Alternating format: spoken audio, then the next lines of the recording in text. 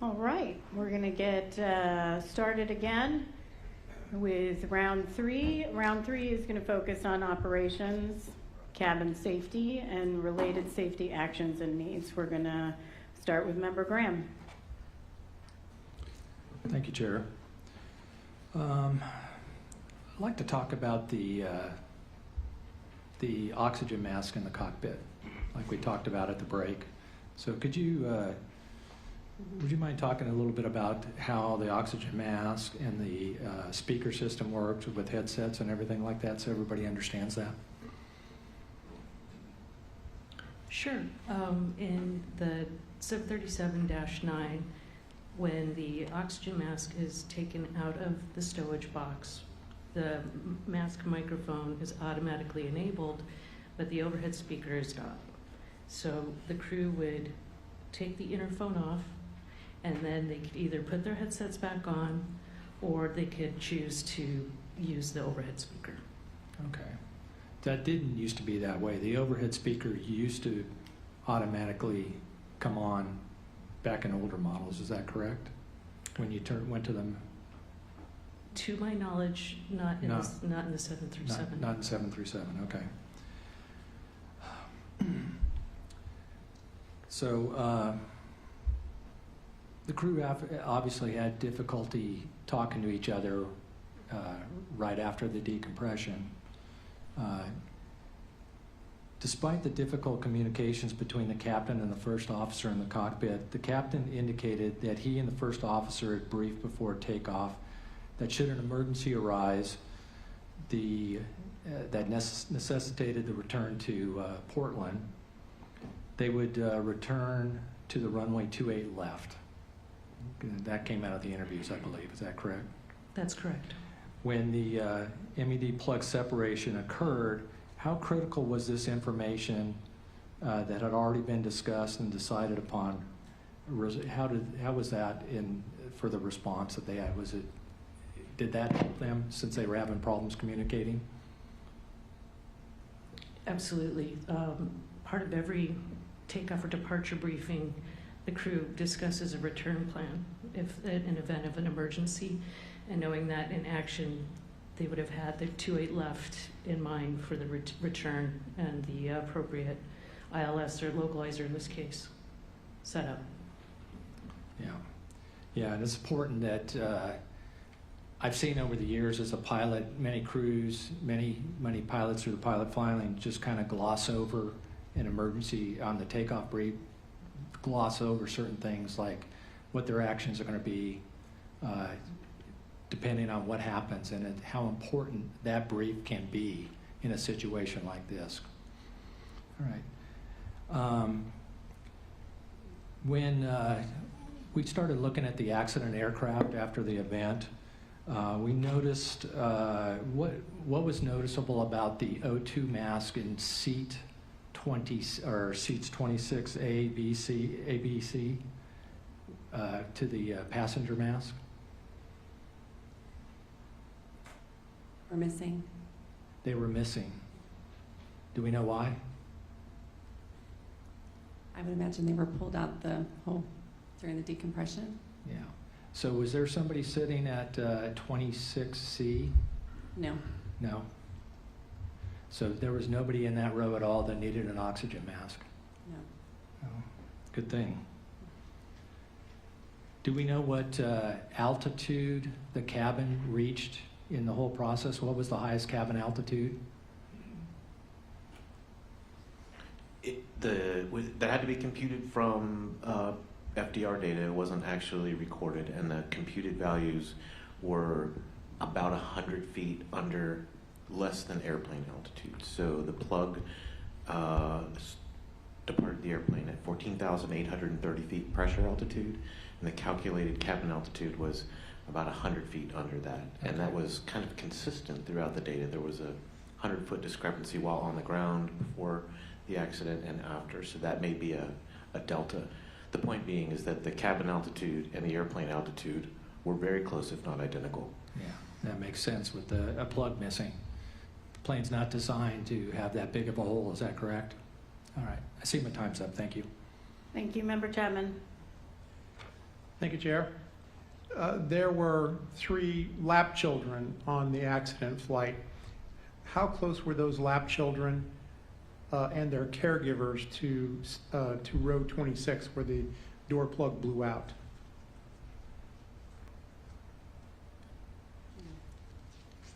And if it's helpful, I cheated, I looked. They were 5 or more rows away, all of them were. You beat me to it. So this next question is really my main point. So thankfully, none of the lap children sustained physical injuries following the rapid depressurization event. But if any of those lap children had been seated closer to the hole in the fuselage, or if the event had happened at a higher altitude, would the potential for serious injury have been greater? Yes. Yeah, absolutely. NTSB, I believe, has investigated accidents where lap children were not securely held during an event or were injured more severely than they might have been if they were appropriately restrained in their own seat. Would you like to talk about some of those investigations? Sure. There were 2 that we cited in our turbulence study that we did a few years ago, whereas their caregiver was holding their child in their lap. They hit severe turbulence, and the lap children were injured. One in which ended up landing a few rows behind its mother in an empty row. Yeah, my concerns about this issue long predate my time at NTSB. I've long believed that parents of lap children do not fully realize the serious risk to which they're exposing their young children. The experts agree that the safest place for an infant is secured in their own seat. The draft report quotes the American Academy of Pediatrics, which says, if there's turbulence or worse, you may not be able to protect your baby in your arms. And the FAA actually agrees. On FAA's own webpage titled Flying with Children, it says, securing your baby in an approved child restraint system is, quote, the smart and right thing to do. Yet, the FAA has consistently declined to require usage of restraint systems for children under 2, accepting a lower level of safety than the standard for adult passengers who are required to wear seat belts. In 1990, over 3 decades ago, NTSB first recommended that FAA require child restraint systems. Our recommendation at that time followed the United Airlines Flight 232 accident in Sioux City, Iowa in 1989. There were 4 lap children on that flight. 3 sustained injuries but survived. 1 tragically was killed. Can I please ask that you talk about the history of our recommendations in this area?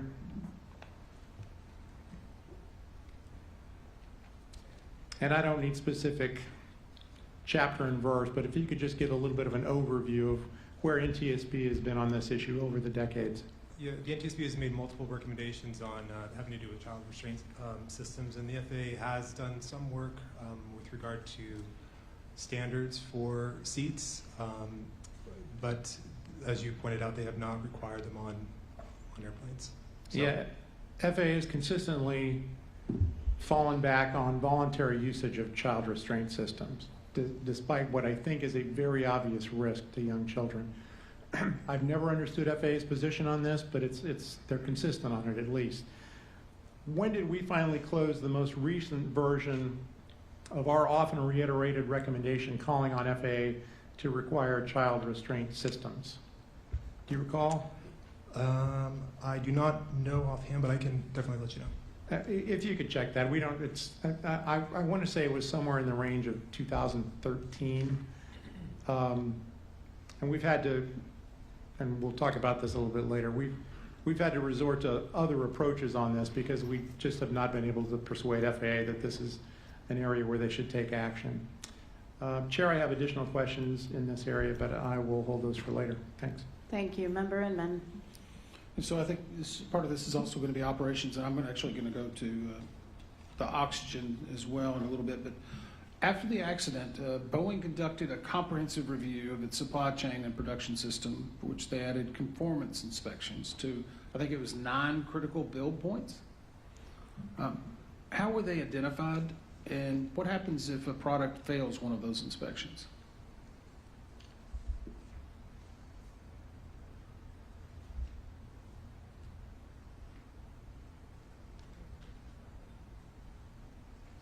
Sir, we don't have the answer to that question right now.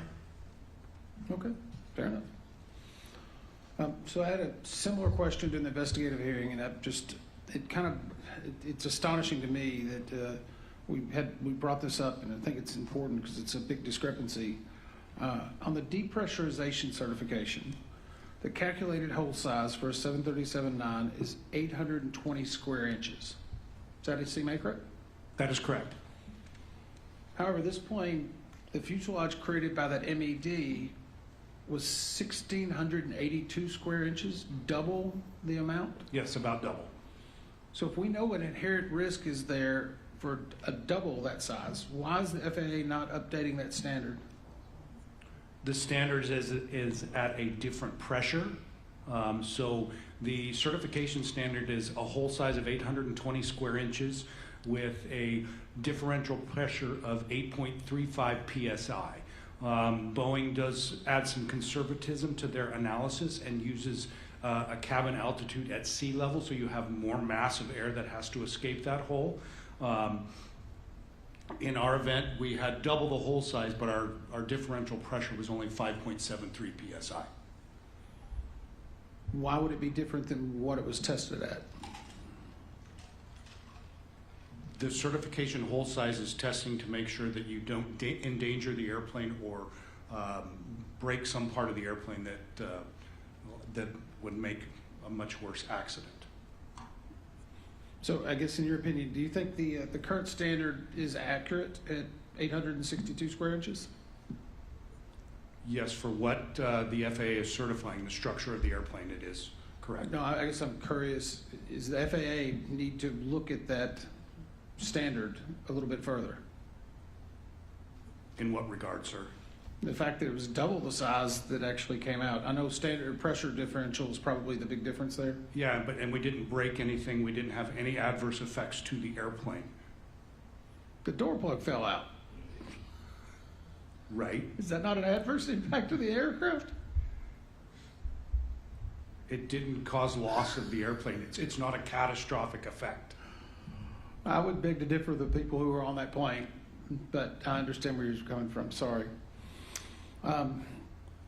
So we're seeing a lot of, especially, and I'll go back to like after MCAS, and we actually just put out an urgent recommendation on LEAP engines regarding smoke in the cockpit. I know we weren't in the scope of some of that, but we know that they were designed and engineered to open these cockpit doors in the event of a depressurization event. All these were things that were not briefed to the pilots beforehand, correct? That is correct. Are we seeing a systemic issue where there's changes in models and makes of airplanes that are not being briefed to the people who are going to be flying them, which puts it at a greater risk?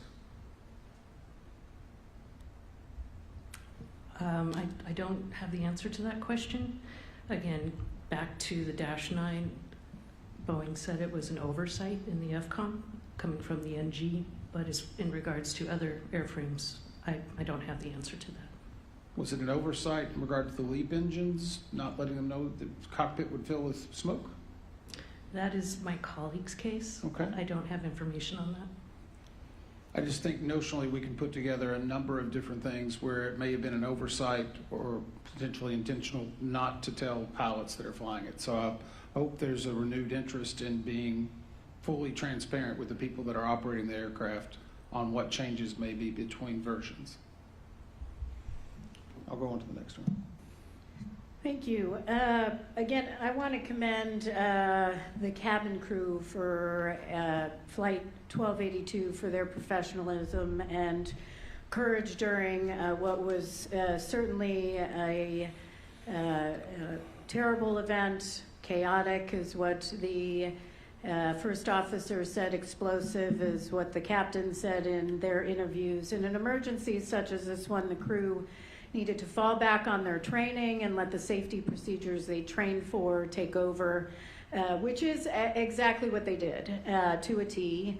Every second of reaction time certainly mattered, and yet through no fault of their own, there was undeniably chaos.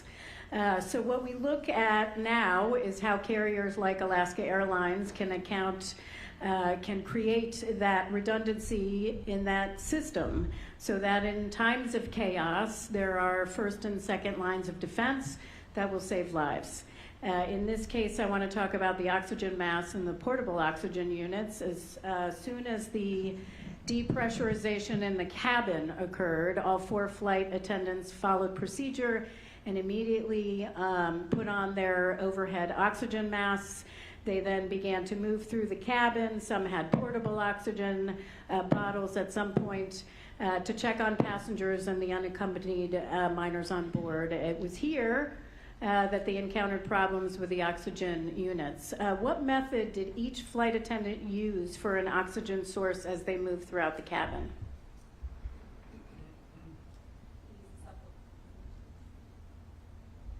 The supplemental oxygen, the portable oxygen bottles, as you mentioned, and then there was an alternative mask-to-mask method that one of the flight attendants used to move through the cabin. Yeah, and how did Flight Attendant C describe the experience of using the mask-to-mask procedure? I believe her words were utterly ridiculous and challenging.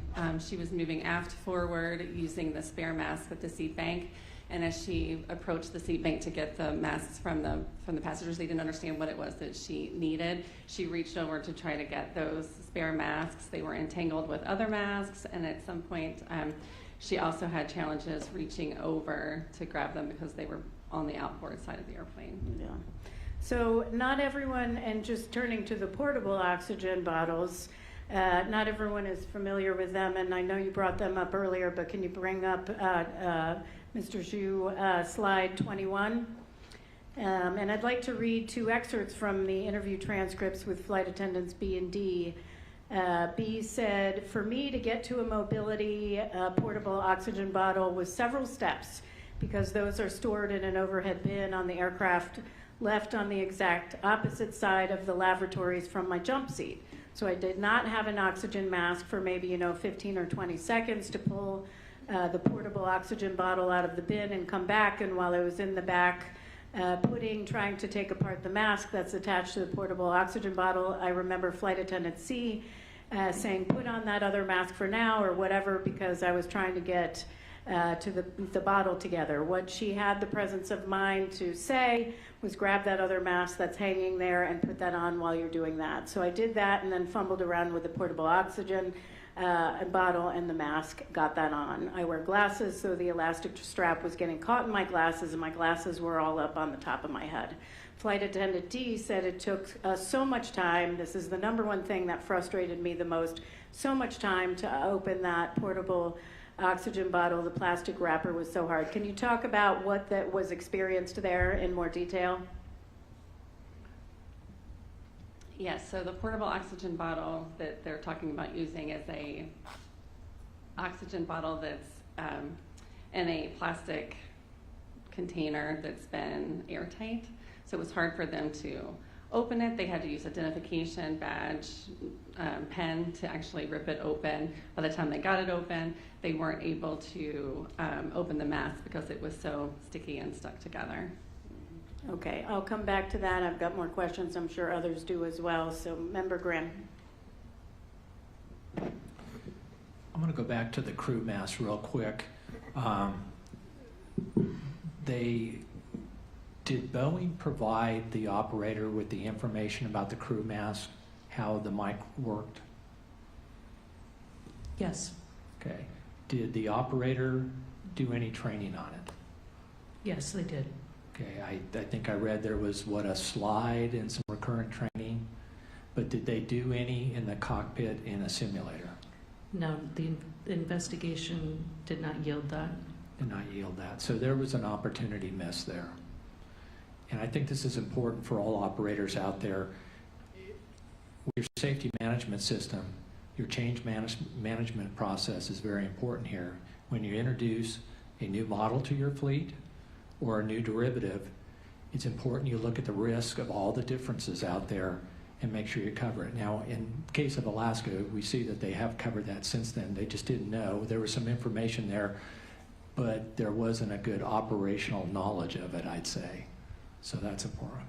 Thank you.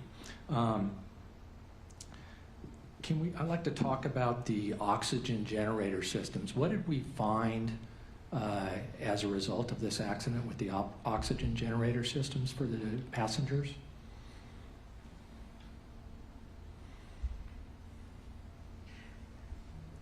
So we found that the oxygen generators did move all but I think 2 rows, slightly aft a little bit, but we did find that all of the oxygen generators retainer pins did pull and the retainer strips did turn color. So They all work correctly? yes, they did. Okay. What is the hazard of those moving on the pads, the oxygen generators? What could happen if they move enough?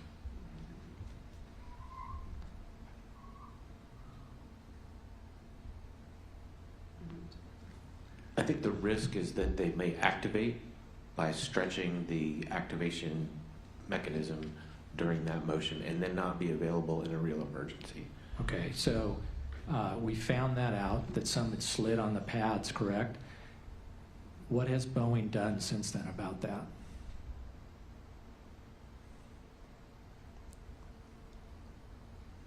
I know that they've made some change to the pads and they've updated their manuals, and they've made changes on all the other aircraft to include the pads. The new pads are to keep them from moving, correct? Yes. So, I mean, I'm glad everything worked okay, and I'm glad we found something out before we needed them. Very good.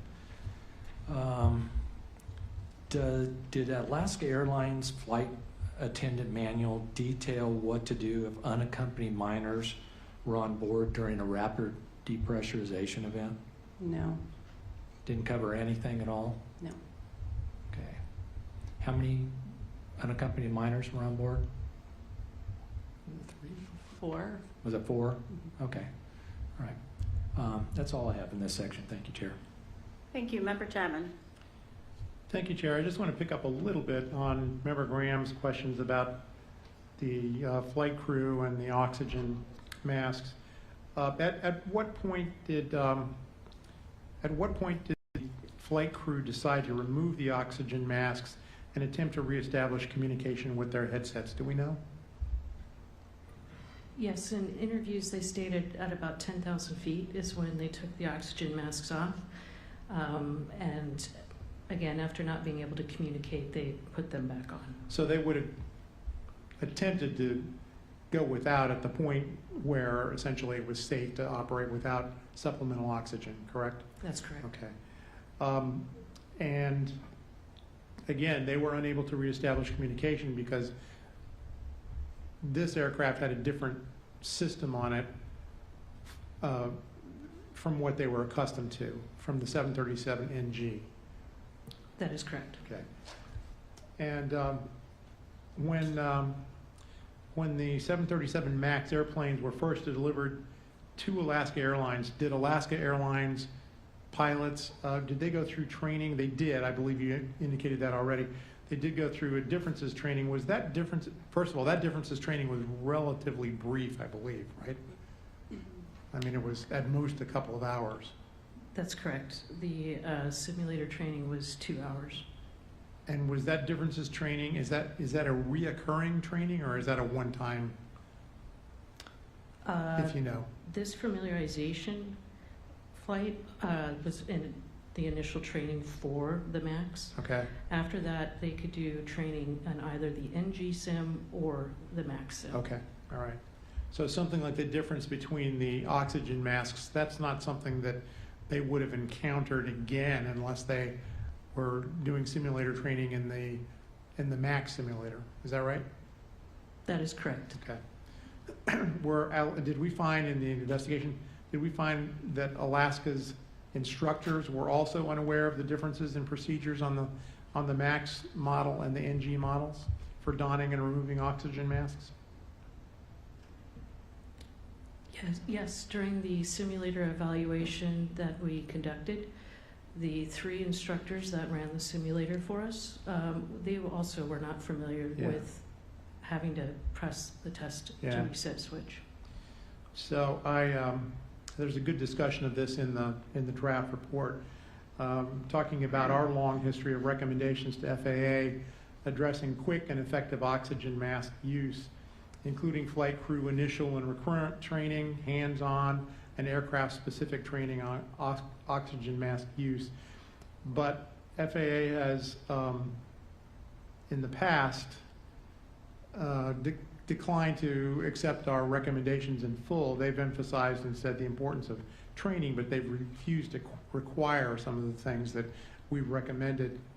I know we have a new recommendation that we'll consider today that asks FAA to notify operators of circumstances of this accident and encourage hands-on aircraft-specific training and participation in realistic emergency scenarios training.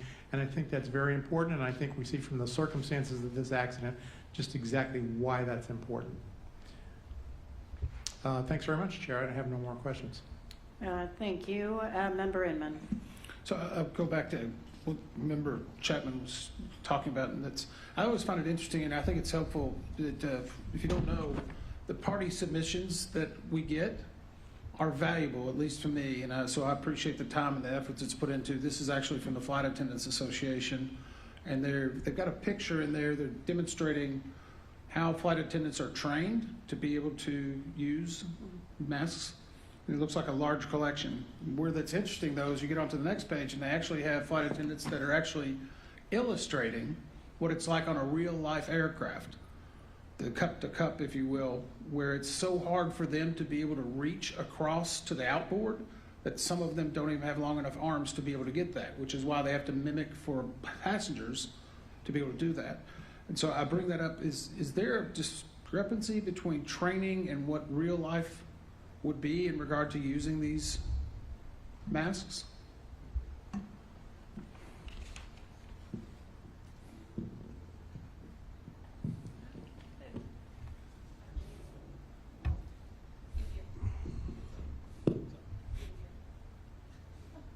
Yeah, maybe a little bit. Yes, I think the masks on this particular aircraft are more outboard than the other 737s that they have.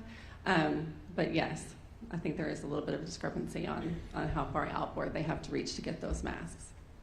So are they not receiving adequate training during flight attendant school or during recurrent training? Because from the way the pictures that were illustrated to me, one is a setup where someone can just reach right there and grab it versus an actual mock-up of an aircraft. I think it's that. They're taught and they're trained, but the familiarization where they actually get out and do it is what's lacking. So unlike our pilots who actually have a simulator, they're not actually simulating in a real-world environment. Okay.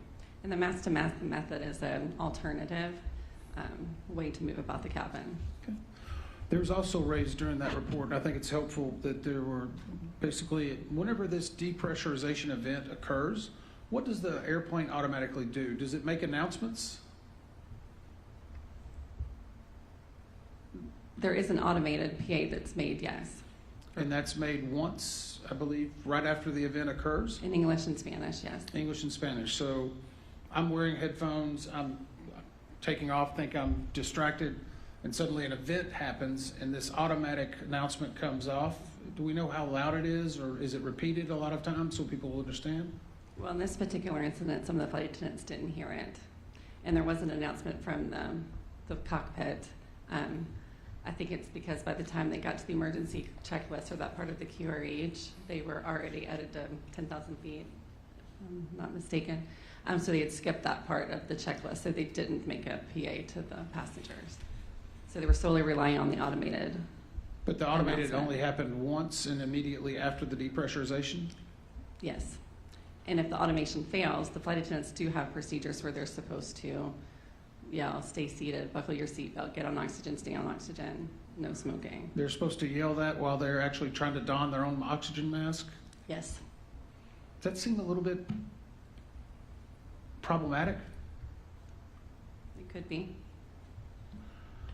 Mr. Brazy, you have anything to add about that? Sounds like a challenge to me. Okay.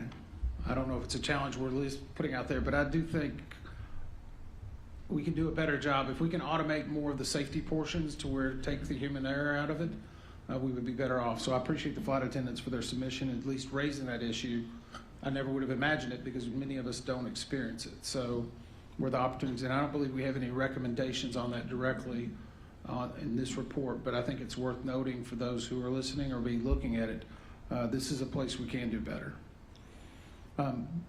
We talked about the chaotic cockpit, and I know it was referenced a couple of different times. Is there a normal understanding that pilots would go heads down in this type of instance to reinstall their oxygen mask, press a reset button? Is that a normal sequence from maybe a human factors point of view?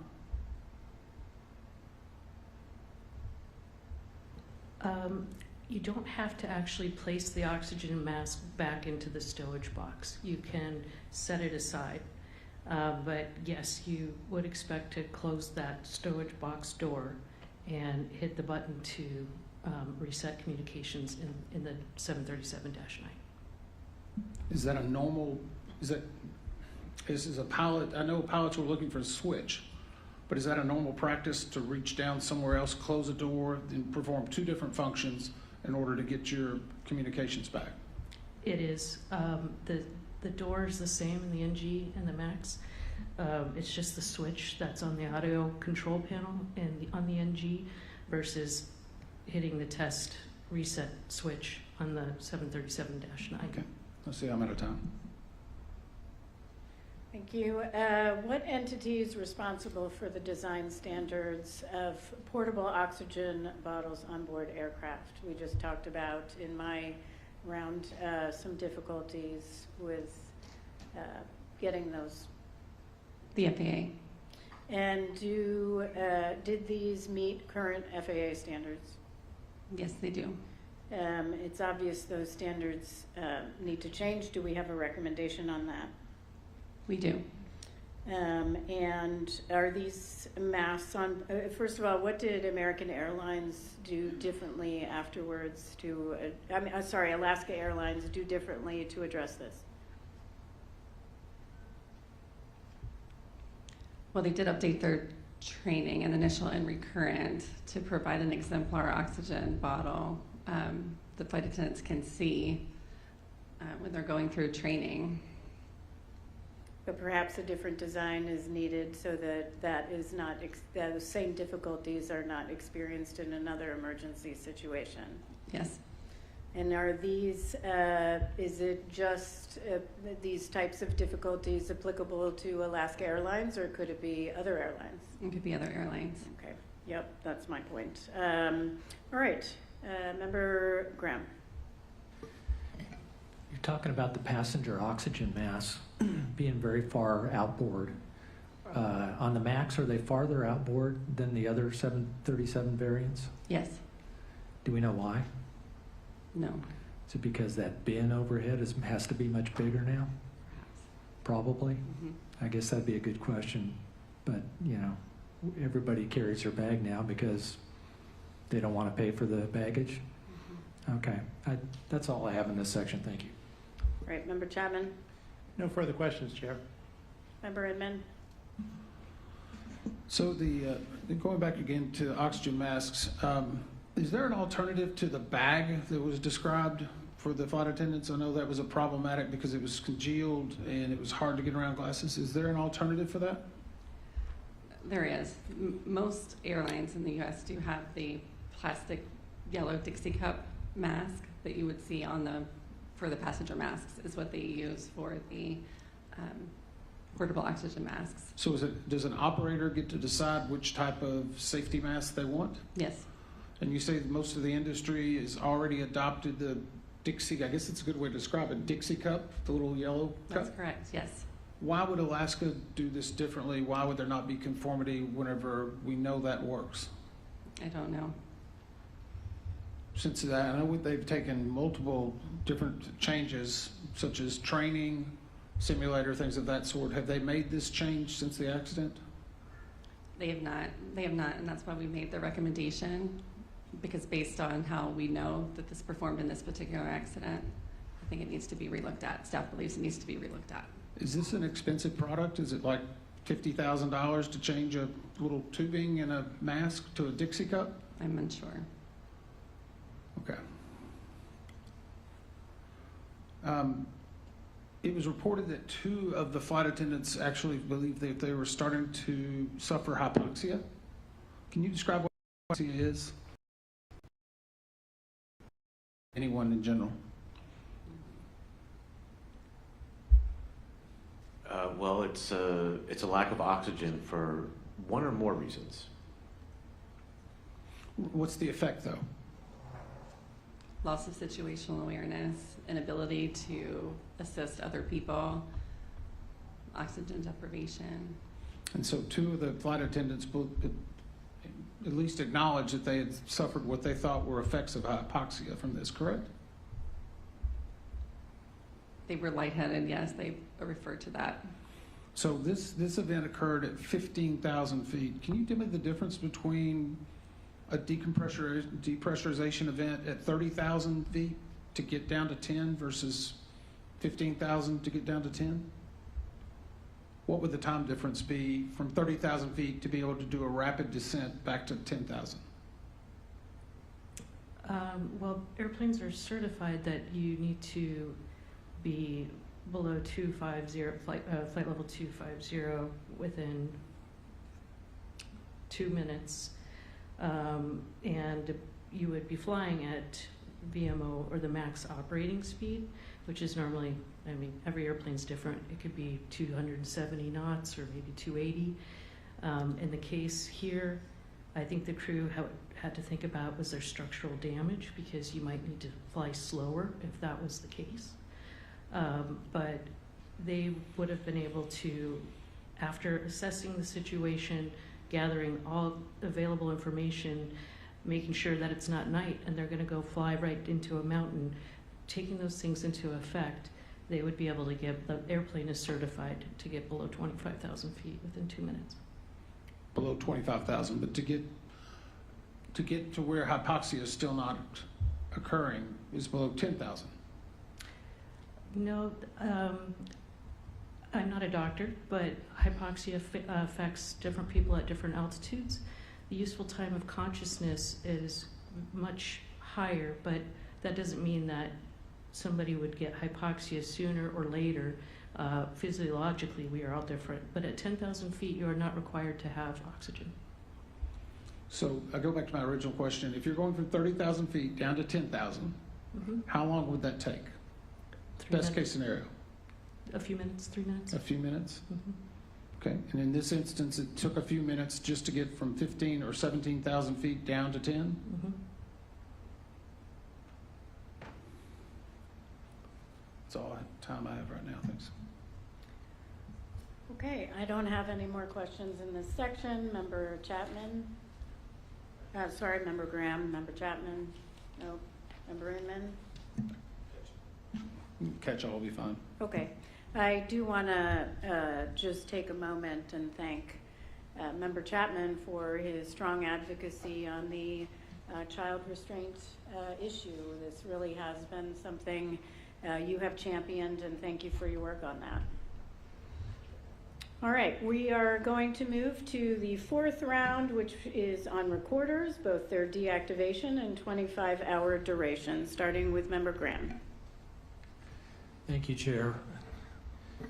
Once again, we didn't get any recording off the CVR, did we? No, we did not. Recurring theme. I can't remember how many times in the last 5 years I've been here. Way too many. It's just kind of frustrating to see this, that how important the CVR is. I noticed there's a proposed recommendation in the report by staff that asked the FAA to require operators to incorporate guidance into company SOPs or emergency protocols and post-incident and accident checklists detailing actions to preserve the cockpit voice recorder. And having flown myself, I would say crews out there, the most important thing is to get that aircraft, get your passengers and your crew safely on the ground. And the last thing a crew is thinking about at that point is pulling a circuit breaker or doing whatever they have to preserve the CVR. I wouldn't be thinking about that. I'd be thinking about the safety of everybody. So I appreciate this, I support this, but there's a solution to this. I'd say operators, you don't have to wait for a mandate to put a 25-hour CVR on your aircraft. I know a lot of new aircraft are going out there with it already. So just put it on there, bypass this. The other thing is, I know many years ago, we put out a recommendation to the FAA to put together programs where, not unlike flight data recorders with FOQA programs and ASAP, that you monitor what's going on in the CVR. You might learn something about your SOPs or sterilized cockpit from that. But that was closed unacceptable because the FAA didn't want to do anything. But that doesn't stop you, the operator, from doing it at your own program. Remember, the regulations are the bare minimum. I would hope a safe organization that does SMS does more than just what the FAA rules and requirements are. That's all I got in this section. Thank you. Great, thank you. Member Chapman? Thank you, Chair. And just picking up on Member Graham's comments, the Alaska Airlines Flight Operations Manual at the time of this accident, as I understand it, required flight crews to pull the CVR circuit breaker as soon as possible after the aircraft was secured. But as Member Graham points out, that it's understandable given the dramatic circumstances. It's understandable why that might be overlooked. Again, the answer here is 25-hour CVRs. The NTSB's pushed for 25-hour CVRs since, I believe, at least 2018. We now have language in the FAA Reauthorization Act of 2024, which requires 25-hour CVRs for Part 121 aircraft. Is that requirement now in effect, or does that require an FAA regulation to implement it? What is the status of that requirement? Do we know? Yeah, that requirement is now in effect as of May 16, 2025. So all newly manufactured airplanes operating under Part 121, and then certain other operations that have more than 30 passenger seats will have 25-hour CVRs coming out of the factory. And with regard to Alaska Airlines, how many airplanes in the Alaska Airlines fleet are currently equipped with 25-hour CVRs, and do they plan to retrofit their entire fleet? Yes, so they indicated to us that they already have 6 airplanes that have 25-hour CVRs. Every new delivery after this will have them, and that they're already working on plans to retrofit their fleet to meet the mandate in the FAA reauth. And for them, the task there, they're actually dealing with 2 fleets, because it's the Alaska Airlines fleet and then the Hawaiian Airlines fleet because of the merger, correct? That's correct, yeah. Yeah, thank you. Well, this is an example, I think, of what Member Graham is referencing, which is you don't have to wait for the you don't have to wait for the mandate. I mean, you can do these things on a volunteer basis. We have the mandate now, but it's important for carriers to meet the requirements of the mandate and, frankly, beat them if possible. Thanks, Chair. Thank you. Member Inman? So to go back, I guess, and Member Graham and Chapman both brought it up. Can someone tell me the process of how we preserve this CVR? I know we've talked about this crew operating exceptionally chaotic, but what is the process? We talked about the SOP. How do you actually preserve the CVR?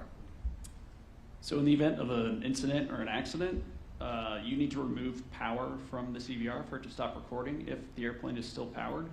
So the only way to do that would be to remove the CVR circuit breaker. Is that, I mean, if I go into my house and try to remove a circuit breaker, I'm probably going to either get electrocuted or yelled at by my wife. Is that a hard process to turn around and pull the circuit breaker? Is it laborious? Do you need tools? It depends on the airplane. Some of them are electronic, but it's not a difficult process. Yeah. Is it easily accessible? Yes. So do we ask why in this instance that it was not done? I think, as some of the other members alluded to, it was a very chaotic event, and the last thing on the crew's mind after the airplane parked at the gate was to make sure that the circuit breaker was pulled. They had other duties to perform. So that's why we proposed a recommendation in this area, to make sure that other people in the operation are aware that they need to get that circuit breaker pulled before it starts overriding itself. Okay, and in the instance of again, this circuit breaker issue, It's the crew's responsibility, not the maintenance or the others. In the event of an incident or accident, it's still the cockpit crew? So yeah, technically in the Alaska Airlines Flight Ops Manual, it is the responsibility of the flight crew if possible, but sometimes maintenance does respond in time to be able to preserve the accident fire recording as well. Okay. So I know we talked about earlier, actually, I'm just going to wait for the catch-all on the rest of mine, Jen. Okay, great. And Mr. Brazy, on this point, Alaska Airlines did ask their maintenance personnel to pull it the aircraft stayed powered, and it was a couple hours, and it was overwritten. Correct. Yeah. Okay. So, what could the CVR have helped us with had we had a recording?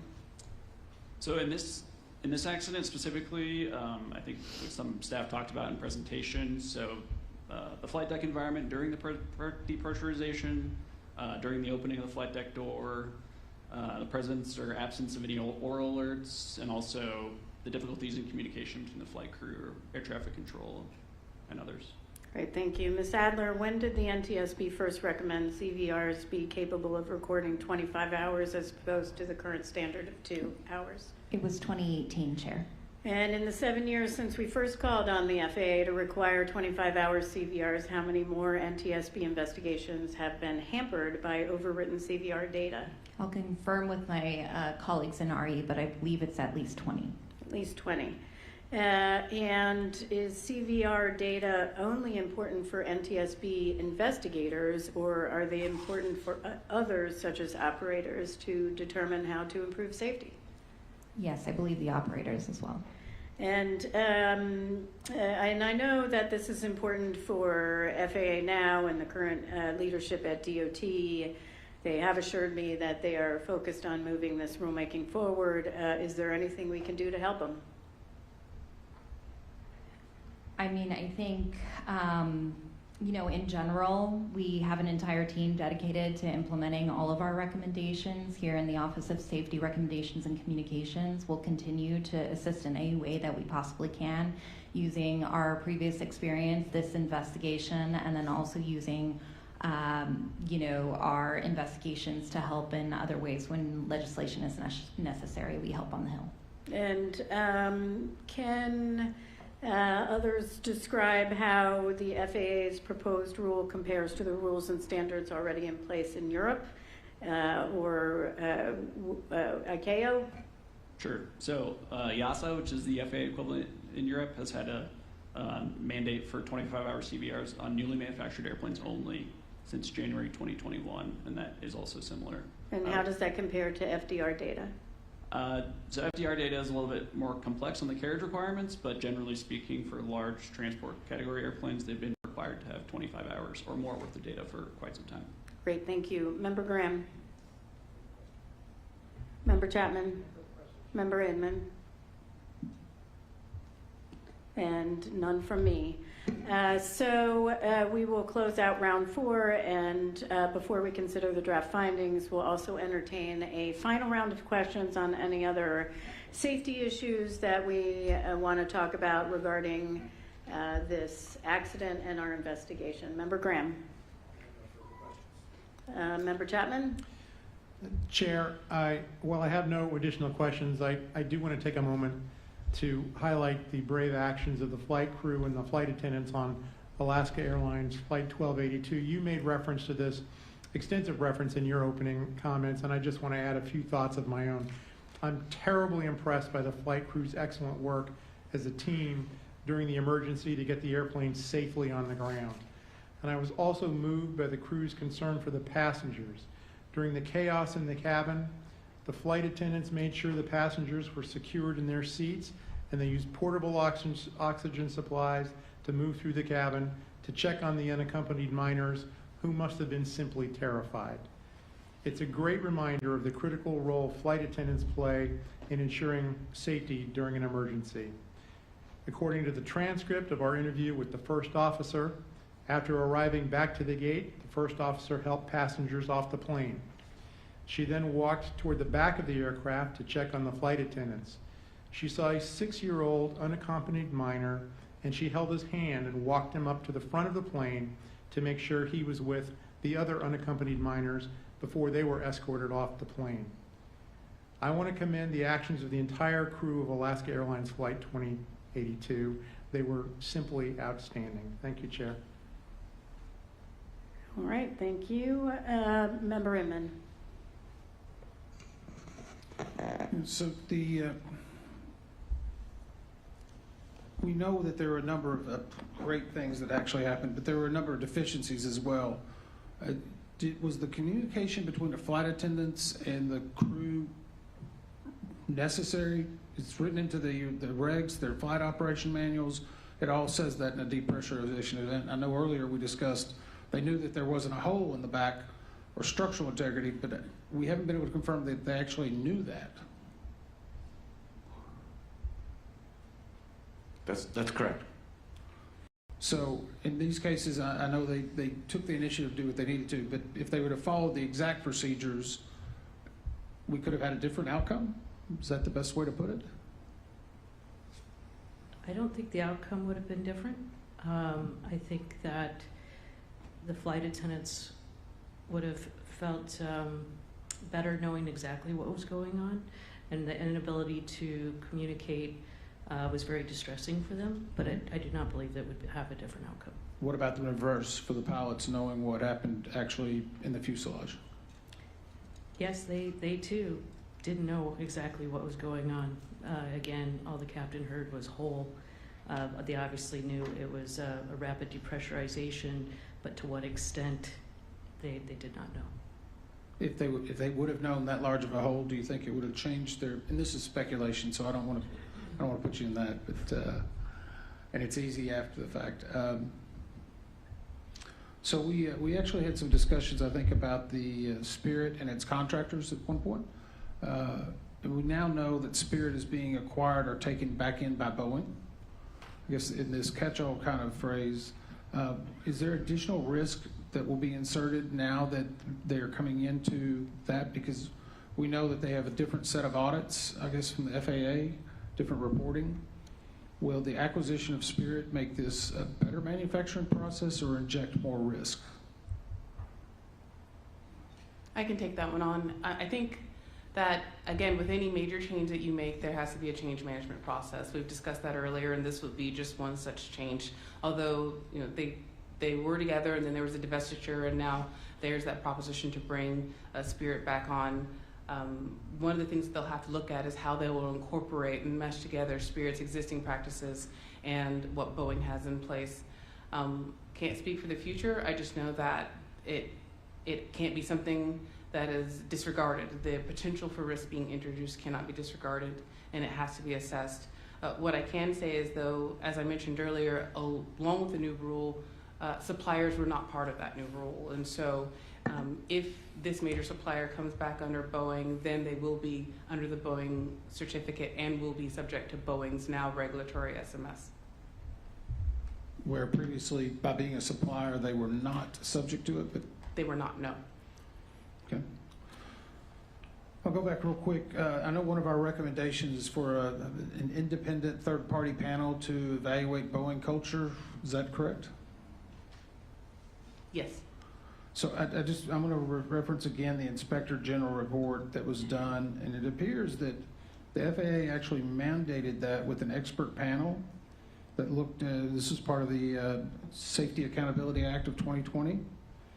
It's talking about they had 15 findings, 31 recommendations related to Boeing safety culture and its SMS, and the FAA's ability to oversee Boeing's SMS. Did we look at those in regard to what those recommendations and findings were before our recommendation of basically redoing this expert panel? So that's the Section 103 colloquial, that's what we've been calling that report. And we did look at, and we found that a lot of what they prescribed in that report mirrored what we also saw in our own investigation. So even though this was done in 2020, roughly, I don't know when the actual report was done, but is it a recurring issue? Are we going to have to every 5 years go back and say there needs to be an independent panel and an independent review of an SMS system? I think that there should be constant review, yes. At what interim, I think remains to be seen. I do caution against, I guess, over-surveying and over-assessing, specifically when it comes to, like, for instance, instituting a survey and taking the pulse of the people, only because if there's not demonstrative effects after the fact, if there's no proof that that information is being taken and used for change, people will be less and less likely to be candid when they go to answer the questions of a survey. Because it can always be that perception that, well, I just did this 3 years ago and I haven't seen any change, so why am I doing it again? So there's a couple more things that have to be in place there. And again, it's about holistic change. Taking the assessment of the safety culture is one part of it. A survey, for instance, is a significant data and fact-finding tool, but there are other tools as well, such as small group sessions, large group sessions. These are some of the things that we have seen Boeing do after the fact to gain more and more information, and those environments also lend themselves to different individuals will respond differently to different tools. Okay, great. We are now ready to move on to the findings, probable cause, and safety recommendations. Ms. Schultz, will you please read the proposed findings? Certainly, Chair. As a result of this investigation, staff proposes 34 findings. Number 1, the flight and cabin crew members were certificated and qualified in accordance with applicable federal regulations and Alaska Airlines requirements. Number 2, there was no evidence that Alaska Airlines performed any maintenance, inspection, or retrofit work on the airplane since delivery that would involve opening the left mid-exit door plug. Number 3, the left mid-exit door plug displaced incrementally upward during previous flights. Then, during the accident flight, it displaced upward to the point of stop pin to stop pad instability, then upward, outboard, and aft as it separated from the fuselage. Number 4, the evidence of the upward displacement of the left mid-exit door plug before the accident flight would not have been readily detectable by a flight crew member performing a routine pre-flight walk-around inspection. Number 5, the airplane's cabin pressurization system operated as designed both before and after the left mid-exit door plug, MED plug, separated, and there was no evidence that the previous pressurization system auto-fail light illumination events were associated with the left MED plug's upward displacement during previous flights. Number 6, the flight crew's immediate actions to don their oxygen masks after the rapid depressurization and use the cabin altitude or rapid depressurization checklist were consistent with company procedures. Their decision to descend the airplane and return to the departure airport was timely and appropriate, and they demonstrated effective high workload management and task allocation appropriate for a 2-person crew to safely handle the emergency. Number 7, the teamwork and complementary duties of the flight crew, which occurred during the emergency, reinforced the necessity for a minimum crew of 2 pilots, as specified in the airplane type certificate, as well as Title 14 Code of Federal Regulations, Part 121 Operating Rules. Number 8, although the flight crew did not perform the procedures to switch communications back to their headsets after removing their oxygen masks, this had no adverse effect on their subsequent safe landing of the airplane. Number 9, flight attendant A's difficulty communicating with the flight crew and challenges communicating with the other cabin crew members did not impede the cabin crew's ability to execute cabin procedures and effectively ensure the safety of the passengers, including unaccompanied minors, after the rapid depressurization and during the descent and return to the airport. Number 10, all flight attendants and passengers were able to use the overhead oxygen masks to obtain oxygen after the rapid depressurization, and the portable oxygen bottles provided oxygen to the 2 flight attendants who used them to move through the cabin. Number 11, the absence of bolt contact damage or deformation around the holes associated with the vertical movement arrestor bolts and upper guide track bolts indicates that the 4 bolts that should have been installed to prevent the left mid-exit door plug's upward movement were missing before the plug moved upward off the stop pads. Number 12, the left mid-exit door plug's vertical movement arrestor bolts, upper guide track bolts, and associated hardware were installed before the fuselage was delivered to Boeing, but subsequently removed during the manufacturing process when the plug was opened to facilitate additional work. Number 13, neither the door team manager nor any of the door team personnel on duty when the left mid-exit door MED plug was opened had any experience with opening an MED plug, and none said that they had any knowledge of who opened it. Number 14, whoever opened the left mid-exit door plug did not generate a removal record, which increased the risk that the closure would not be performed properly due to the absence of the documented steps for the bolts and hardware to be reinstalled, and for a quality assurance inspection to verify that the installation was restored to accepted condition. Number 15, Boeing Commercial Airplanes Business Process Instruction, perform part or assembly removal, lacked clarity, conciseness, and ease of use to be an effective tool for manufacturing personnel to consistently and correctly determine when and how to generate a removal record. Number 16, Boeing Commercial Airplanes on-the-job training was unstructured, undocumented, and focused primarily on routine build tasks, which decreased the likelihood that door team personnel with limited exposure to non-routine tasks would be able to correctly perform the process for opening a mid-exit door plug, including generating the required removal record. Number 17, only door team personnel were allowed to perform work on doors and mid-exit door MED plugs, but none were on duty at the time the left MED plug was closed. Number 18, due to the absence of a removal record indicating that the left mid-exit door plug installation had been disturbed, no quality assurance inspection of the plug closure was performed. Number 19, the post-accident design enhancement of the mid-exit door MED plug, if certified by the Federal Aviation Administration and implemented by Boeing Commercial Airplanes, will help ensure the complete closure of an MED plug following opening or removal. Number 20, because Boeing Commercial Airplanes did not conduct a change management assessment to identify and address the risks associated with using a workforce with reduced experience, including hiring many with little or no previous manufacturing experience, it missed an opportunity to proactively implement mitigations to ensure quality standards were maintained.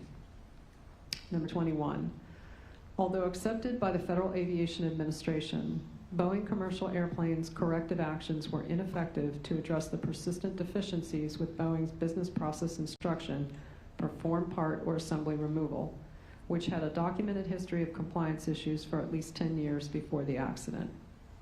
22, although Boeing Commercial Airplanes' short stamp process for deferred or traveled work does not negate the need to generate a required removal record for disturbed installations, had the short stamp process been correctly applied on Boeing installation plan OK to install blankets for the accident airplane, it may have provided an opportunity for personnel to detect the left mid-exit door plug's missing bolts and attachment hardware.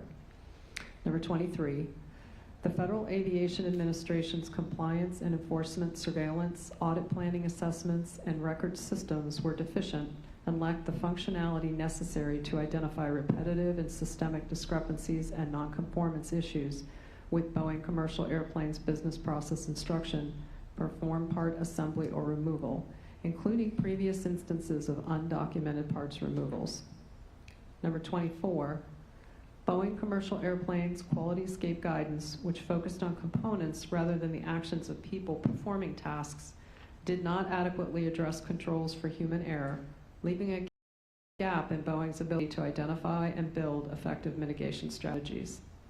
Number 25, in the 2 years before the accident airplane's production, Boeing Commercial Airplanes Voluntary Safety Management System was an immature program that lacked the formal Federal Aviation Administration oversight and did not proactively identify the risk of the quality escape that occurred. Number 26, having a fully developed safety management system implemented at every level of the quality management and production process will provide Boeing Commercial Airplanes with a systemic approach to proactively identifying and managing the human risks associated with aircraft production. Number 27, due to the mixed perspectives provided by the relatively small sample size of employees interviewed about the accident airplane's left mid-exit door plug and the prolonged work stoppage at Boeing commercial airplanes that precluded the National Transportation Safety Board from conducting a broader safety culture survey, an assessment of Boeing's safety culture, including whether adverse pressure existed on the production line, could not be performed as part of this investigation. Number 28, for future implementation of Boeing commercial airplanes' regulatory safety management system and integration into its quality management system to be successful, accurate and ongoing data about its safety culture is needed. Number 29, the circumstances of this accident and others highlight the need for hands-on, aircraft-specific crew training and procedures for the use of each type of oxygen system in an operator's fleet, including donning masks, communicating with them on, and reestablishing communications after removing masks. Number 30, although the portable oxygen bottles used by the flight attendants met Federal Aviation Administration design standards, the difficulties the flight attendants encountered when using the masks, including the need to improvise a tool to open the packaging, suggest that the standards, the mask design, or both do not adequately consider ease of use and quick donning in an emergency. Number 31, Alaska Airlines procedures at the time of the accident were ineffective in ensuring that the cockpit voice recorder data were preserved from the accident flight, resulting in the loss of critical information for the investigation. Number 32, the circumstances of this accident and others show that cockpit voice recorders, CVRs, with a 25-hour recording capability are necessary because valuable information continues to be overwritten on CVRs that are designed to record only 2 hours of audio data.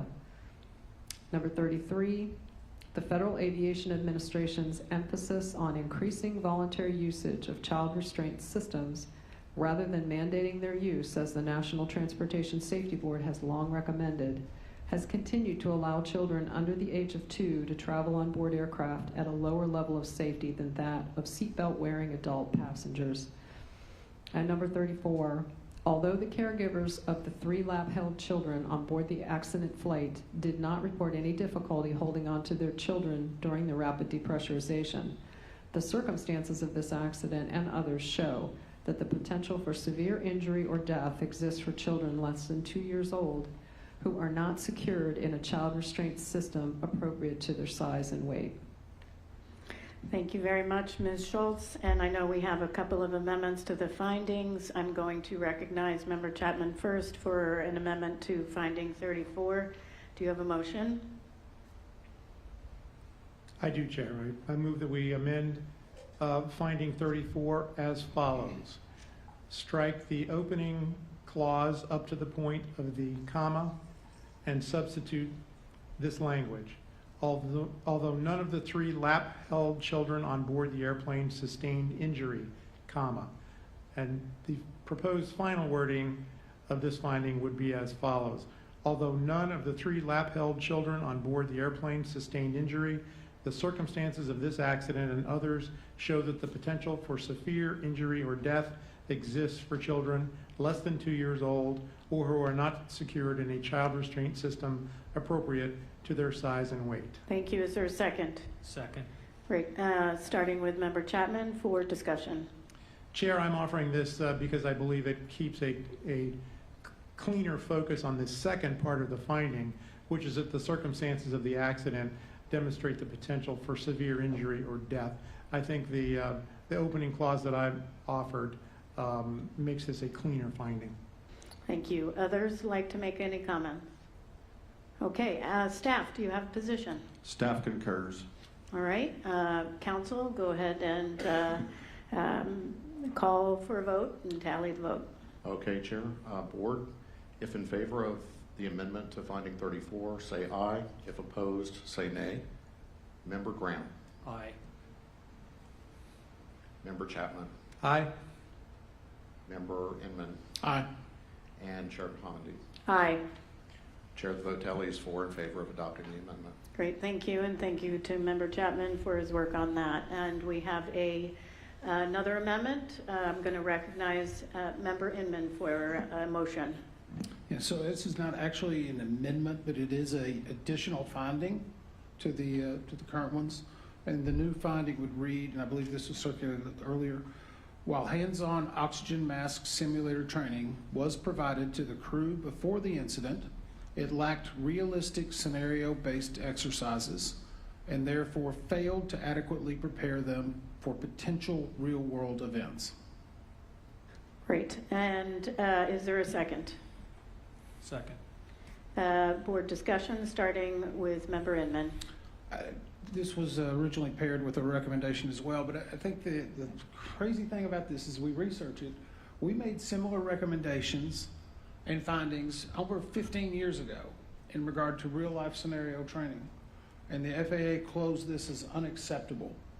I hope they'll take a chance to look back at not only this finding, but the recommendation in Recommendation 8 that talks about these things that need to be done in order to make sure everyone's operating safe and the crews and flight attendants and passengers can all get home.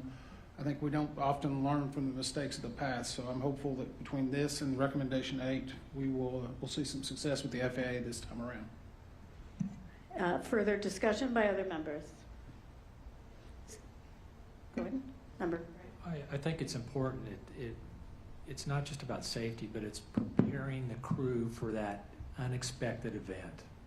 That's what we're doing in the training. That's what most of your training is out there. When you go back to recurrent, is preparing for that unexpected event. So I'm supportive of this, but I'd like to hear what staff thinks. Agreed. Staff position? Staff concurs. Thank you very much. We'll go straight to a vote. Mr. McMurray. All right, Board, this is the vote in favor of adopting the new finding. Member Graham? Aye. Member Chapman? Aye. Member Inman? Aye. And Chair Hamidi. Aye. Chair, the vote tally is 4 in favor of adopting the new finding. Thank you very much, and thank you to Member Inman for offering that additional finding. And Ms. Schultz, if you'll go ahead and read the draft probable cause. Certainly, Chairman. Did you want to adopt the findings as amended? Sorry, we're going to have to adopt the proposed findings as amended. Yes, it's actually right in front of me. Motion to adopt the findings as amended. Member Inman, I'll second. Go ahead and tally the vote. All right, Board. The vote on adopting the findings as amended. Member Graham? Aye. Member Chapman? Aye. Member Inman? Aye. And Chair Hamidi. Aye. 4 in favor, Chair. Take it away, Ms. Schultz.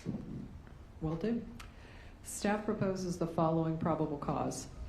The National Transportation Safety Board determines that the probable cause of this accident was the in-flight separation of the left mid-exit door MED plug due to Boeing commercial airplanes' failure to provide adequate training, guidance, and oversight necessary to ensure that manufacturing personnel could consistently and correctly comply with its parts removal process, which was intended to document and ensure that the securing bolts and hardware that were removed from the left MED plug to facilitate rework during the manufacturing process were reinstalled. Contributing to the accident was the Federal Aviation Administration's ineffective compliance, enforcement, surveillance, and audit planning activities, which failed to adequately identify and ensure that Boeing addressed the repetitive and systemic nonconformance issues associated with its parts removal process. Thank you very much, Ms. Schultz. Is there any amendments to the probable cause? Hearing none, is there a motion to adopt the probable cause as presented? So moved. Second. Okay, great. Any further discussion? All right, council will tally the vote. All right, Board, this is a vote on the probable cause as presented. Member Graham? Aye. Member Chapman? Aye. Member Inman? Aye. And Chair Hamidi. Aye. 4 in favor, Chair. Great. And Ms. Schultz, if you can go ahead and read the proposed safety recommendations.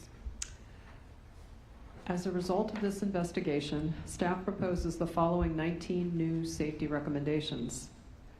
10 to the Federal Aviation Administration.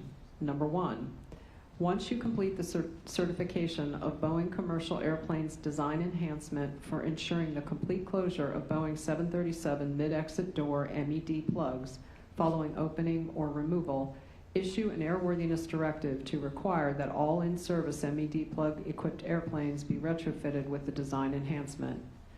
Number 2, revise your compliance enforcement surveillance system to ensure that it provides the necessary functionality for Federal Aviation Administration managers and inspectors overseeing production approval holders to effectively identify, record, track, and resolve recurring and systemic discrepancies and nonconformance issues, including those related to specific manufacturing processes. Number 3, revise your audit planning activities to ensure that they provide the necessary functionality for Federal Aviation Administration managers and inspectors overseeing production approval holders to effectively identify, record, track, and resolve recurring and systemic discrepancies and nonconformance issues, including those related to specific manufacturing processes. Number 4, revise your record systems to ensure that they provide the necessary records for Federal Aviation Administration managers and inspectors overseeing production approval holders to effectively identify, record, track, and resolve recurring and systemic discrepancies and nonconformance issues, including those related to specific manufacturing processes. Number 5, once the actions in Safety Recommendation 2 through 4 are completed, develop guidance for Federal Aviation Administration managers and inspectors who provide oversight of production approval holders on how to identify, record, track, and effectively address repetitive and systemic discrepancies and nonconformance issues, to include strategies for assessing the effectiveness of corrective actions taken by the production approval holder during the previous year. During the previous year when developing next year's certificate management program plan.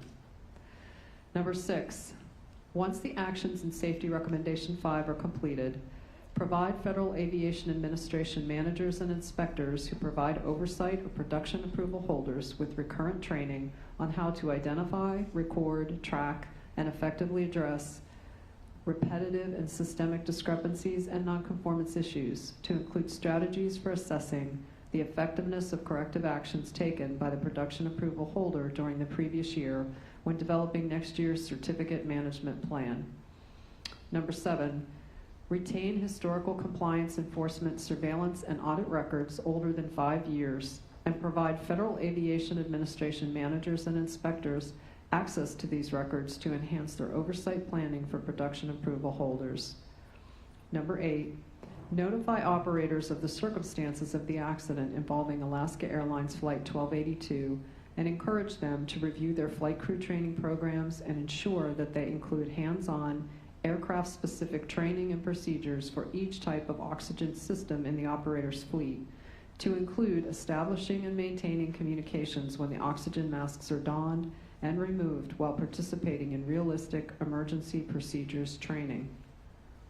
Number 9, review and revise as necessary the design standards that apply to portable oxygen bottle design to ensure that they adequately address ease of use and quick donning in an emergency situation, including considerations for the effort needed to remove the mask from its packaging. Number 10, require operators of airplanes equipped with a cockpit voice recorder, CVR, to incorporate guidance into company standard operating procedures, emergency protocols, and post-incident and post-accident checklists applicable to both flight crew and non-flight crew personnel, detailing actions to preserve CVR recordings as soon as practical after completion of a flight with a reportable event. 9 recommendations to the Boeing Company. Number 11, continue the certification process for the design enhancement for mid-exit door plugs to ensure that, once the design enhancement is certified, all applicable newly manufactured airplanes are equipped with the enhancement. Number 12, once the design enhancement for mid-exit door MED plugs is certified, issue a service bulletin to address retrofitting in-service MED plug-equipped airplanes with the design enhancement. Number 13, apply your updated safety risk management process to current and future revisions to business process instruction perform part or assembly removal, to ensure that it provides clear and concise guidance for determining when a removal record is needed. Number 14, develop recurrent training on business process instruction, perform part or assembly removal for Boeing commercial airplanes manufacturing personnel that emphasizes the importance of removal records for product safety, prepares personnel to consistently and correctly determine when a removal record is needed, and ensures that a removal record is generated when required. Number 15, develop a structured on-the-job training program that identifies and defines tasks necessary for manufacturing personnel to be considered fully qualified in their job series, and includes a grading system for trainers and trainees to track progress and determine competence. Number 16, document and archive the results of training provided and received as part of the program recommended in Safety Recommendation 15 to support future data analysis. Number 17, revise your safety risk management process to ensure that it, 1, identifies the root causes of manufacturing process compliance issues, like the persistent deficiencies with business process instruction, perform part or assembly removal, and other production process inconsistencies identified in this investigation, and 2, evaluates the effectiveness of corrective actions. Number 18, as you integrate your quality management system and safety management system, develop a process that can identify escapes that result from human error, assesses them using a system specifically designed to identify factors that contribute to such errors, and implement effective mitigation strategies. Number 19, reconvene a third-party independent panel to do a safety culture review to inform the continued development of Boeing commercial airplanes regulatory safety management system and integration into its quality management system. Staff also proposes reiterating the following safety recommendations. 4 to the Federal Aviation Administration. A-18-30, require all newly manufactured airplanes that must have a cockpit voice recorder, CVR, be fitted with a CVR capable of recording the last 25 hours of audio. A-24-9, require retrofit of all cockpit voice recorders, CVR, on all airplanes required to carry both a CVR and a flight data recorder with a CVR capable of recording the last 25 hours of audio. A-21-40, conduct a study to determine the factors that affect caregivers' decisions about the use of child restraint systems, CRSs, when traveling on a Title 14 Code of Federal Regulations Part 121 air carrier airplane with children under the age of 2, and to understand the challenges associated with using CRSs. Publish the study findings. A-21-41, after the action and safety recommendation A-21-40 is completed, use the study findings to direct the Federal Aviation Administration's efforts to increase child restraint system usage. And 1 recommendation reiterated to the Airlines for America, the National Air Carrier Association, and the Regional Airline Association. A-21-45, coordinate with your member airlines to develop and implement a program to increase child restraint system, CRS, usage in airplanes. This effort should include collecting data to determine the program's effectiveness at increasing CRS usage. Ms. Schultz, can you read recommendations 5 and 8 to FAA one more time, and then I have a couple from Boeing, for Boeing. Okay, sure. You said recommendation 5 and 8? Okay. 5 is,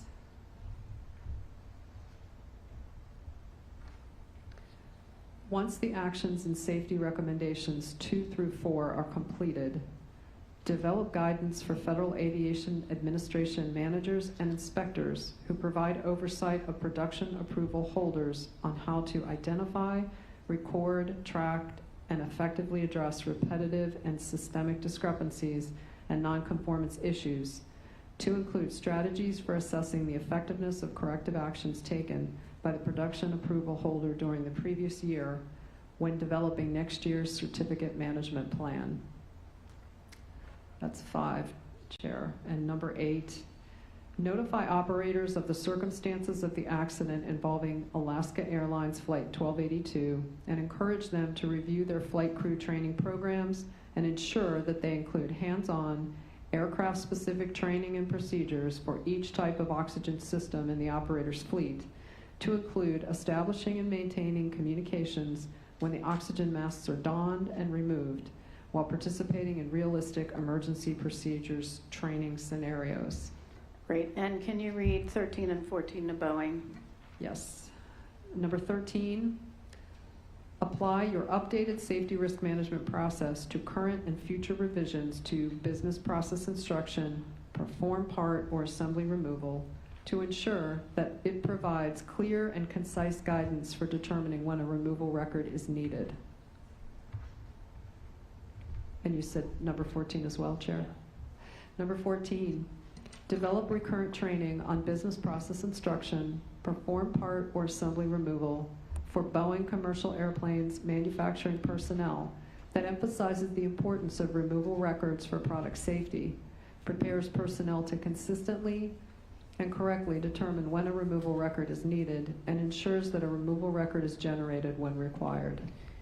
Okay, so there was just a little bit of confusion up here because the memo to board members on June 20th has the changes to recommendation 13 and 14, but we weren't provided the page changes, so we're all reading the older version of 13 and 14. So I wanted to make sure that we were all on the literal same page as you all.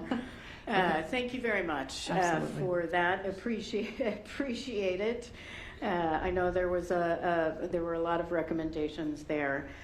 So I have an amendment to recommendation 19, and that recommendation I will offer a motion. It would now it currently reads, if you can pull up 19, so it currently reads to the Boeing company.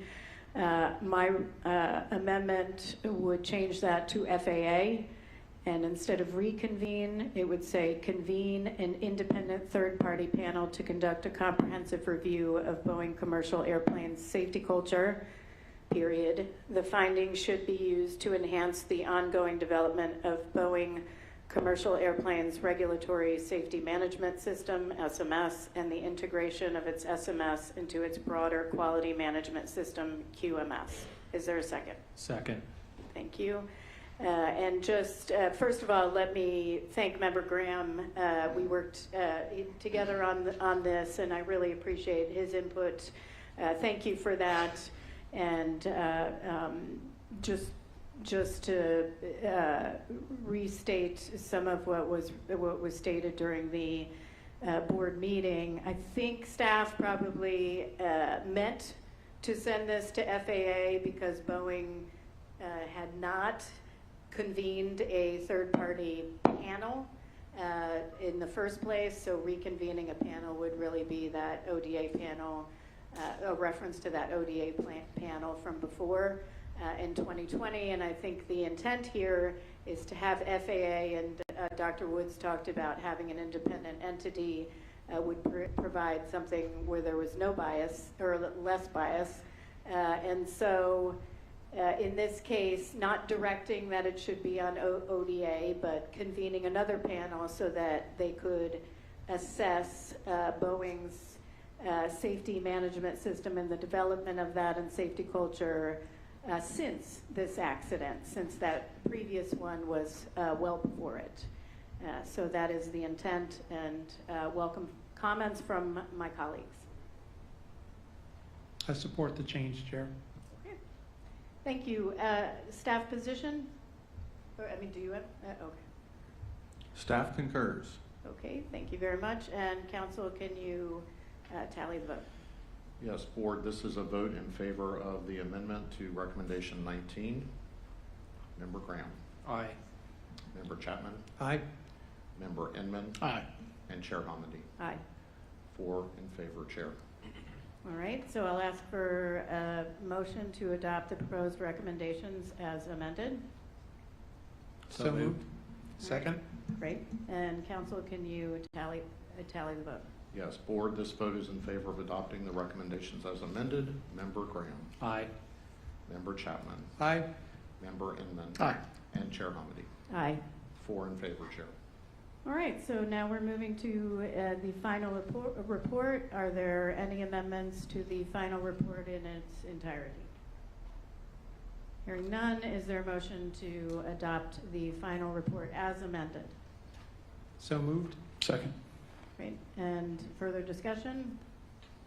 All right, council, please tally the vote on the final report as amended. Or as presented. Actually, we're Oh, with it, amending the okay. entire report. As amended. Thank you, Chair. All right, Board, if in favor of the report as amended, Member Graham. Aye. Member Chapman. Aye.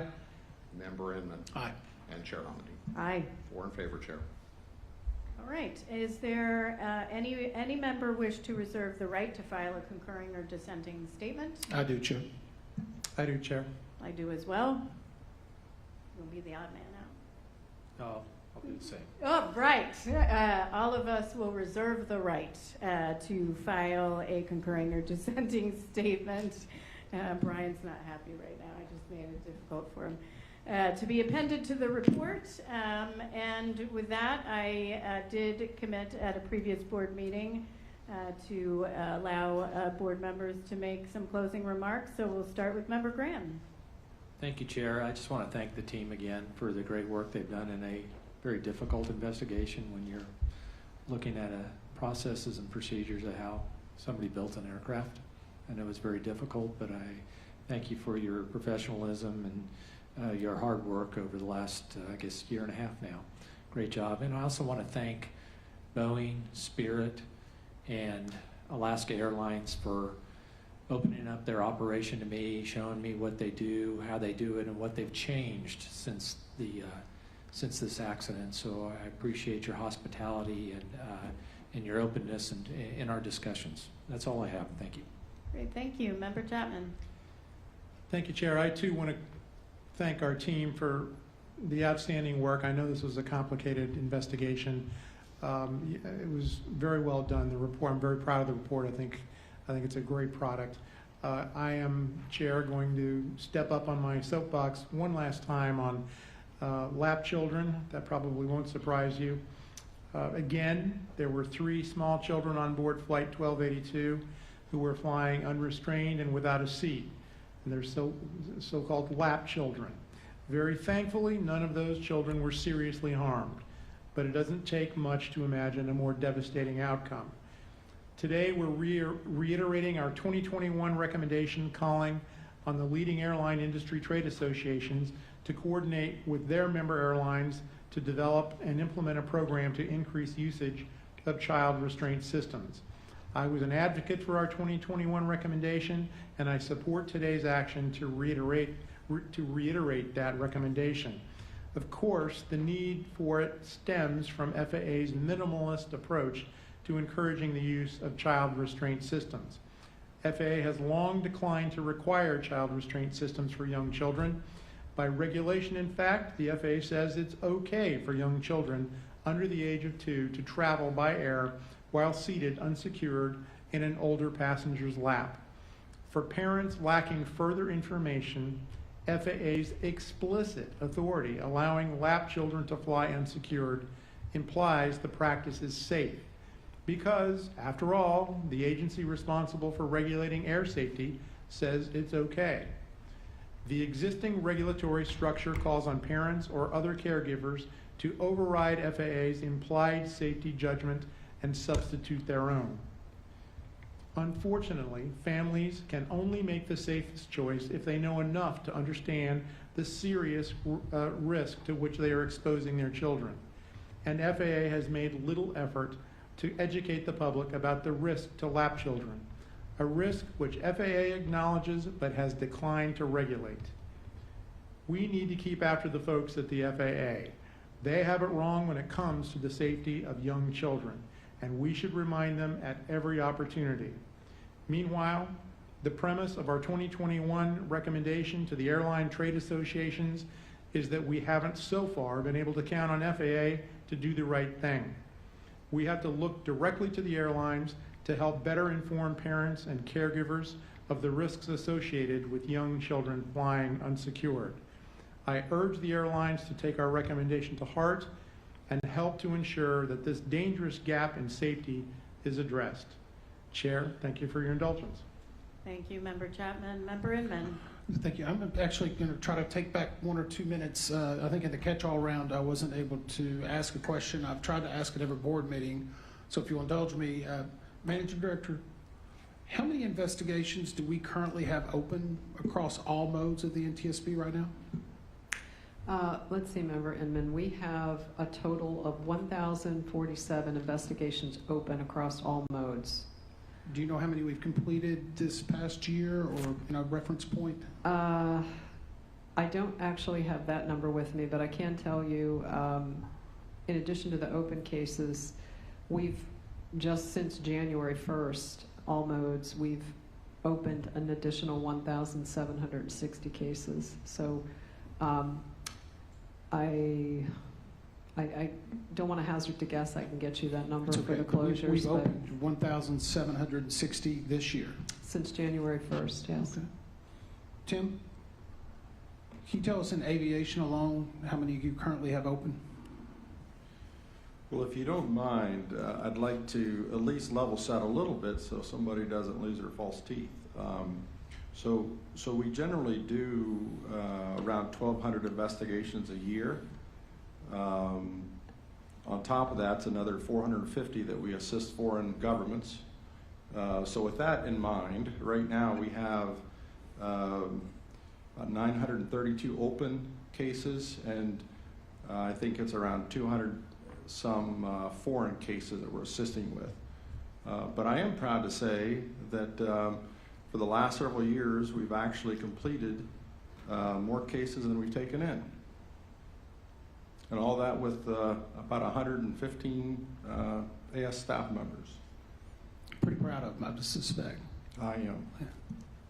So I guess my point is that I've asked that every board meeting I've been at, how many active, because while this was a tragic event, luckily no one died, but it's been a tough 6 months for aviation safety. And I know everyone has been worn thin.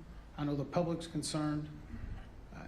If anything, I guess that we should convey is that we are on the job 24 hours a day, 7 days a week. These are proud individuals that work across the modes. I know we have some of our Alaska staff that are here that are working some significant tragedies up there.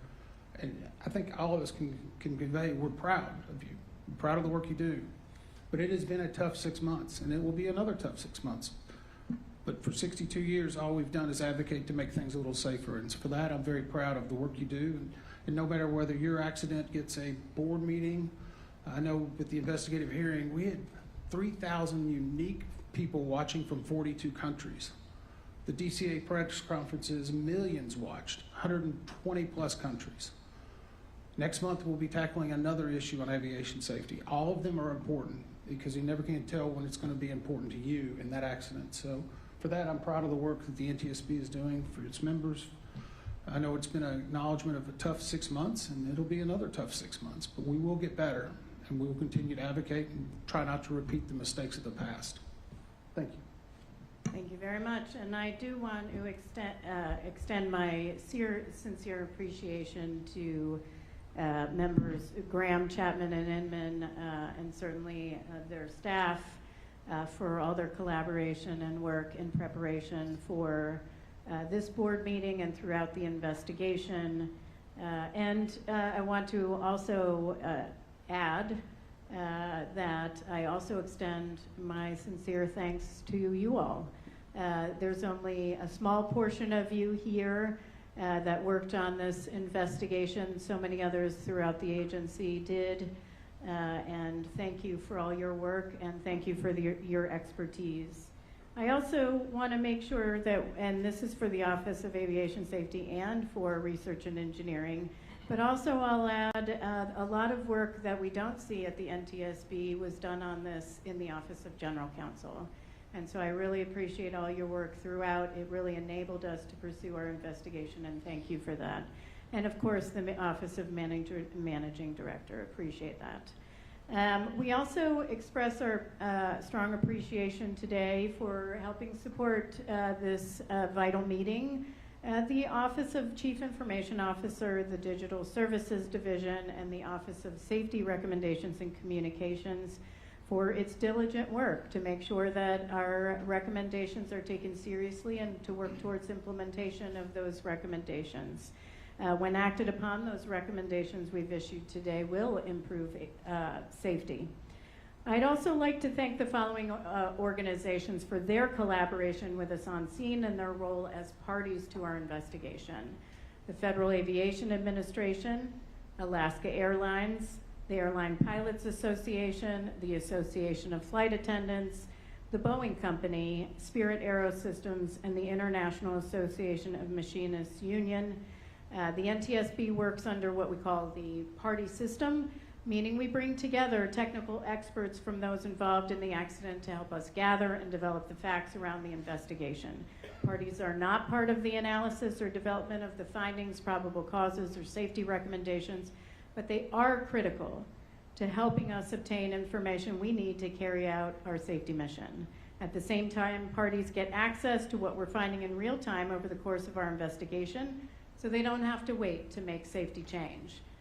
Finally, the NTSB looks forward to working with the following organizations to implement our recommendations: the Federal Aviation Administration, the Boeing Company, Airlines for America, the National Air Carrier Association, and the Regional Airline Association. I do want to add one more bit of thank you, and that's to all the airlines. The airlines themselves reached out to Boeing to assist them in development of their safety management system, and I think that is incredibly helpful as they have significant expertise in developing a comprehensive system themselves and are a incredible resource for Boeing. With that, I'd like once again to offer our sincere thanks to the crew of Flight 1282 for their exemplary professionalism following the accident, and to the passengers and every member of the flying public. Know the NTSB will work diligently to implement our safety recommendations so an accident like this never happens again. Thank you so much, and we stand adjourned.